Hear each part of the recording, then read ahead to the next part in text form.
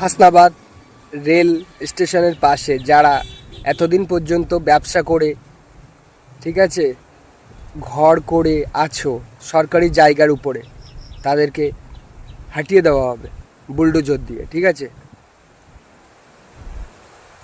এটা আমি বলছি না, বিজেপি সরকার বলছে। হাসনাবাদ রেলওয়ে স্টেশন চত্বরে অনুমোদনহীন দোকান ও অবৈধ দখল সরানোর জন্য বিশেষ বিজ্ঞপ্তি জারি করল পূর্ব রেল প্রশাসন।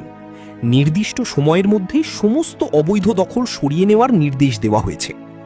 বিজ্ঞপ্তিতে জানানো হয়েছে, আগামী 29 মে 2026 তারিখের মধ্যে স্টেশন চত্বর খালি না করলে প্রশাসনের পক্ষ থেকে আইনি ব্যবস্থা নেওয়া হবে।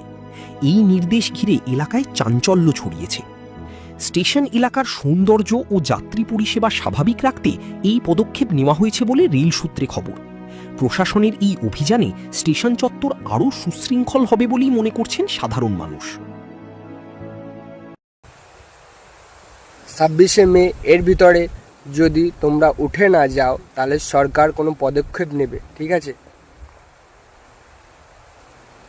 বিজেপি সরকার এসছে, উন্নয়ন হচ্ছে, হোক।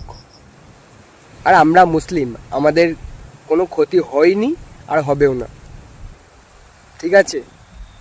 সো ভিডিওটা ভালো লাগলে বেশি বেশি লাইক করে শেয়ার করে দিও।